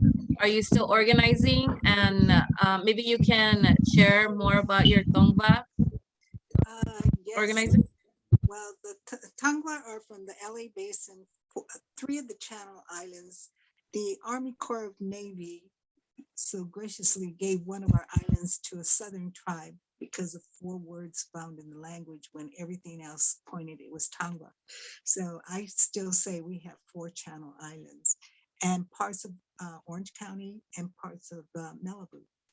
And we've been here for thousands and thousands of years, you know, before this was Los Angeles, before it was the state of California, before it was the United States, before it was the Americas, you know, and we migrated back and forth.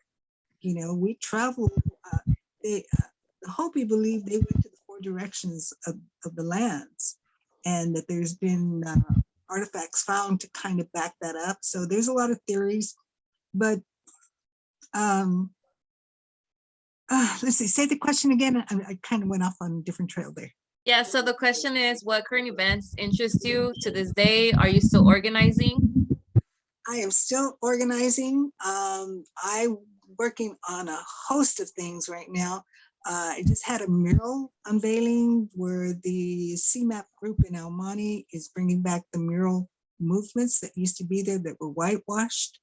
And I am on that mural, and it was unveiled this weekend, and that was quite an honor. So I'm part of that, and I will be under CMAP. I will be meeting with 4 professors or teachers in the high school districts in El Monte. There's 3 high schools, but only 2 are participating, Mountain View and South El Monte High School. I will be working with these teachers to develop curriculum for diversity, civil rights, to be put into the high schools as teaching issues. So, you know, that's really important to me because, again, the young people, they want this knowledge. They want to know. And so it's time for the schools to start paying attention to that and implement these issues, because our population is growing and growing and growing. It's not getting smaller. El Monte was a white community. Now it's Asian and Mexican, Chicano, whatever. But I see, the populations, of people of color now, mostly. And we need to have our schools come up to time. I mean, there was a time where they didn't even let us, they, expected us to be Americans, to pledge allegiance to a flag that is, when you understand what it's saying, it's very foreign to me. I will not pledge allegiance to that flag. I pledge allegiance to the people, the community, my nation. And being a Tongva and a Chicana, I've got both, and I have the blessing of being able to go into both communities. I can still work with the Chicano community and my nation. I work with sacred sites. I work with, right now, as I'm doing sacred sites, we're fighting the University of Cal State Long Beach because we have a sacred site there, burial grounds that we use, and we won in a court case that they have violated several issues, and we're trying to build on the land. And in the laws say 6 burials constitutes a cemetery. We have 150 remains we have reburied that were sitting in universities for 50 years. And when you know your ancestors are going through that, that's a lot of trauma, okay? And so I'm still working with young people. I mentor whenever I can. I am working with, let's see, the other things I'm working on. It just seems like so many things I can't keep up sometimes. But the main things are keeping our culture strong, keeping our sacred sites protected, environmental issues. Desalination is coming to California and Texas, all along the coast. All these buildings are going to be put on the coast, and they're going to take the ocean water, put toxins in it to clean it, dump that back into the ocean, and sell watered bottle and plastic to you and me, okay? And we're fighting that right now. We're fighting also some of the other issues that, we're constantly under threat is land. And we're fighting right now for land back. We have a movement for land back. Give us our land back. We're not on reservations. There's not that many reservations in California. There's a lot of them, but Los Angeles property is too valuable. Oceanfront, we have everything in California. We have deserts, mountains, oceans, ponds, rivers, and people want to live around those things. So, we have to fight for our lands constantly. Thank you so much for sharing. I'll be moving on to Gilberto Cardenas. So the same question for you. Hold on, let me get the question. What current events are you still interested in? Are you still organizing? And tell us more about them, please. Well, right now I'm just organizing my art collection. I got involved with photography back in the 60s, documentary photography, and got to meet artists and began to get interested in political art and protest art that affirmed our culture, and working with artists over the years. So I've been very involved with that work, collecting, donating to museums, and I'm told I have the single largest private collection in the entire world of Chicano art, or Latino art as well, private collection, I should say. It's over 10,000 works, and several thousand are now in museums around the country. That's been a big not burden, but it's become very difficult for me now because I'm retired now and on my own. I don't have the same help that I used to have, putting together these exhibits and loaning work and donating work and packing it, this and that, and keeping it organized. So I'm not that involved, to be honest with you. So that's, back here in Texas, one of the things that we're very concerned about, obviously, is this state is becoming more like China in terms of repressing free speech and blocking women's right to make decisions of their own, and imposing a lot of restrictions on what they call theory and all sorts of other kinds of things. And so that's something we're all concerned about. And I'm not involved as a leader, but it's certainly supporting different causes that way. So that's pretty much where I'm at on those questions. I'm very concerned, again, about this last question.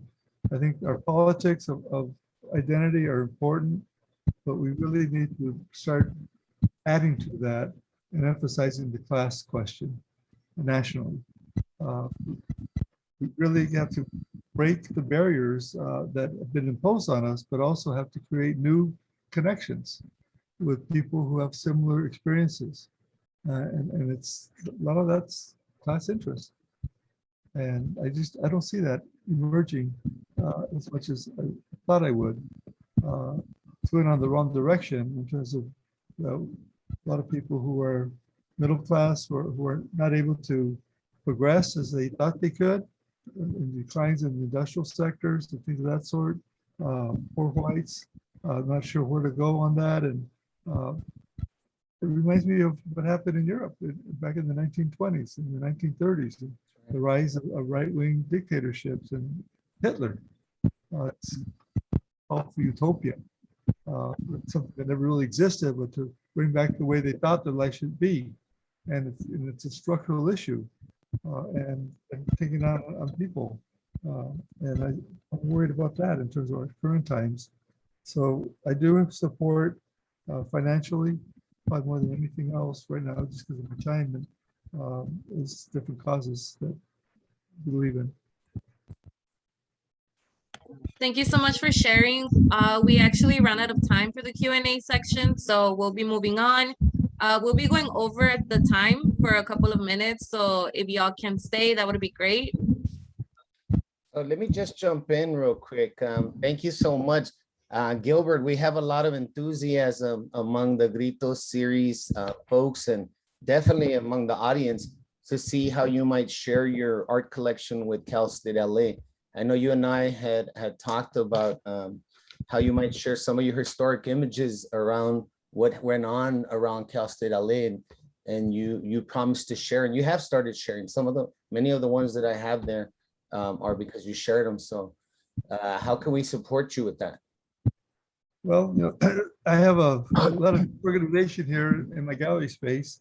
I had a commercial art gallery in Austin, Galerías Sin Fronteras, and I also, I said, amassed a very large collection. So when we moved, we had to reorganize the collection, and so we're doing that right now. I have various people from Washington, D.C. and other parts of the country helping me, and here in Austin. If you have a student or someone who might want to come sometime to do some volunteer work or get class credit, I need assistance. We will help you. We are committing now to help you if you are willing to donate some of that to Cal State LA. I am, and I'm willing to share, images and things of that sort as well. Thank you very much. I want to thank you all. First of all, Rosalio Muñoz, gracias. Thank you, Gilberto Cardenas, Richard Santillan, and Vicky Castro, who really brought us the network again, reconnecting to everybody. Gloria Santillan, you're always so important to all our lives. Thank you for all you do. I'm not going to do a closeout. What I do want to do is just thank you again. Thank the audience. Know that we have a lot of interest in this. We'll continue to bring you back. Hopefully when we're in person, we could do a larger event. I know Vicky has asked us to help host an UMass reunion next March at Cal State LA, and we committed to do that. So we're looking forward to working with you on that moving forward, and hopefully generate new energy with our students now, because the students that are part of the Script Collective are amazing and are organizing and have this energy that I haven't seen on the campus in a long time. So thank you very much. Now I'll go ahead and hand it over to Victor, as he's our MC, so he could close us out. Gracias, Victor. Oh, gracias to Gisselle and Dolores, our two co-hosts. Gracias to all the Crypt team too. Thank you, Profe. So thank you, Dalia, for the Q&A section. So I'm truly honored to have emceed this event among so many historical figures, which I will always cherish. Before I close the event, I'd like to invite our panelists to share any last remarks or messages with our viewers and community.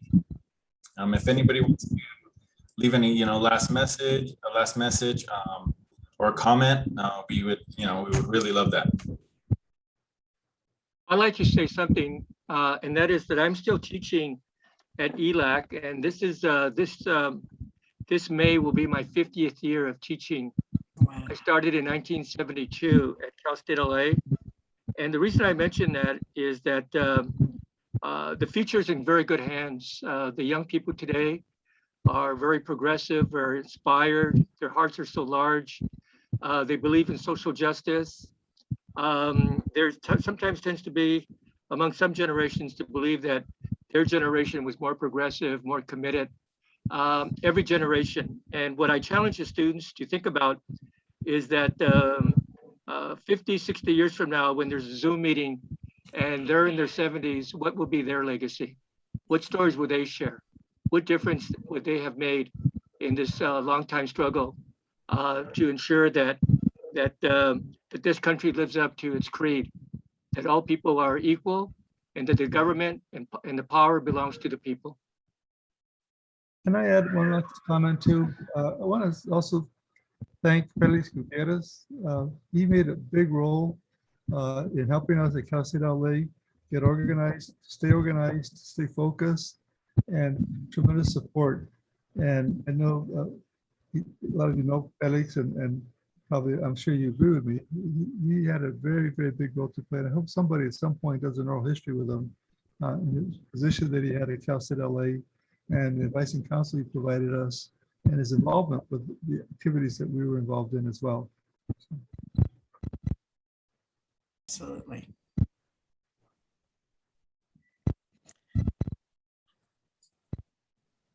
I just want to add, I've been very involved my whole educational career with the Association of Mexican American Educators, AMED, and we led the fight for bilingual administrators, Latino, and now congratulations to many educators who finally got ethnic studies in our high schools passed.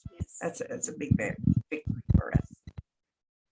My message is there's important bills right now in Congress.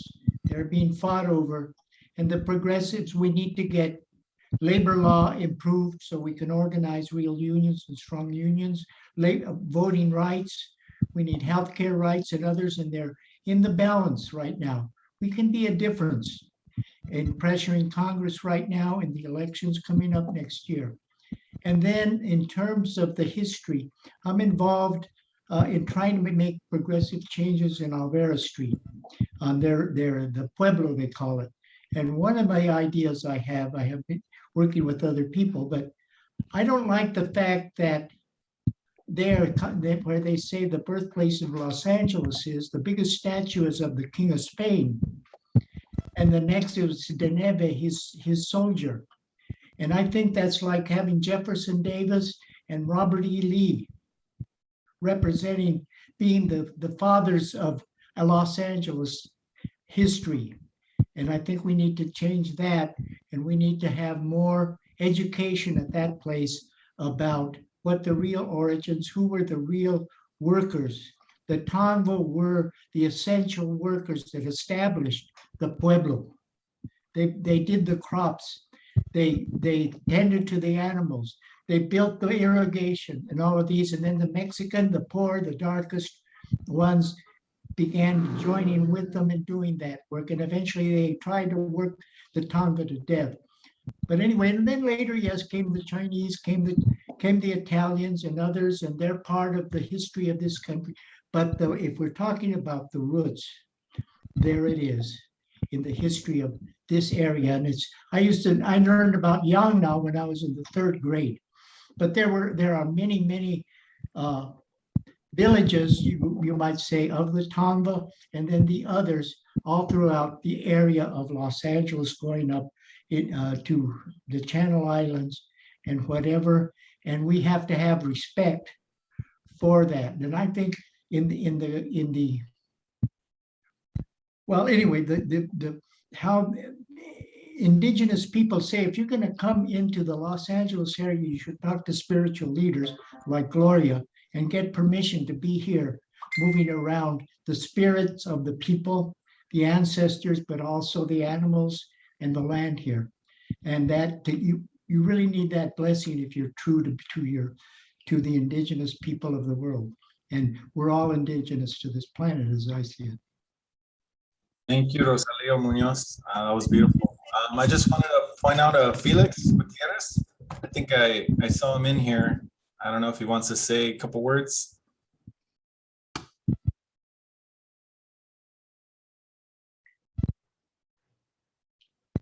Ms. Arellanes, you know, I know you wanted to say something. Did you want to go ahead and say something? Felix.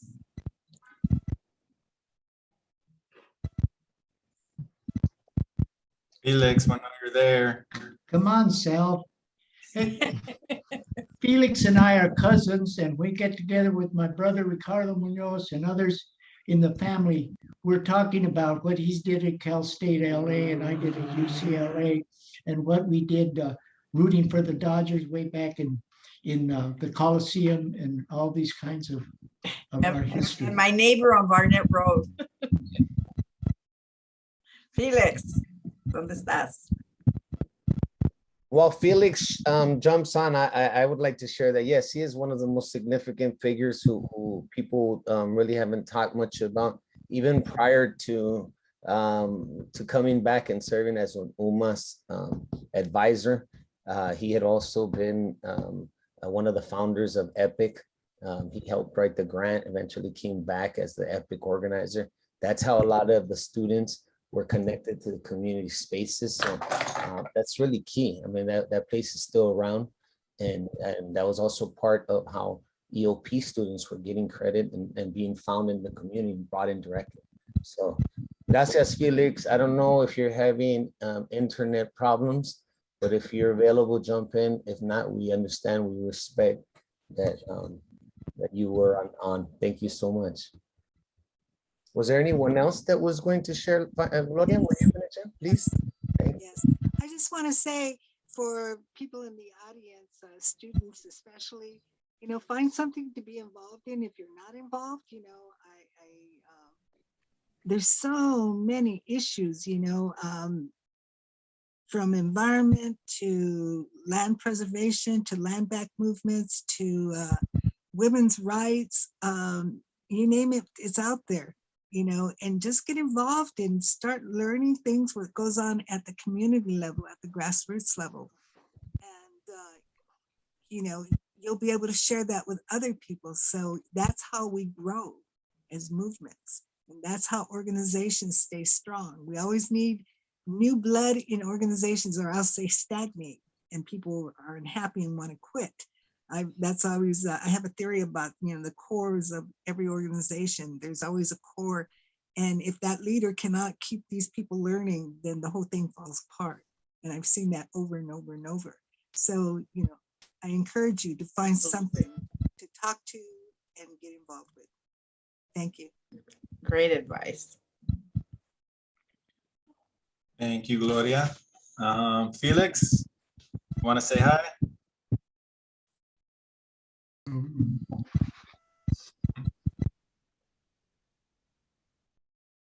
Don't know Felix. No. Hey!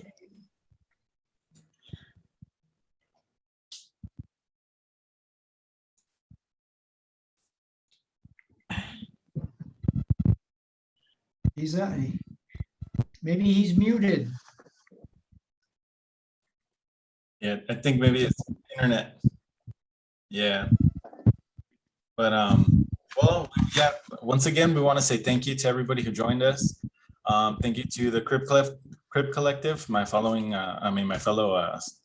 colegas.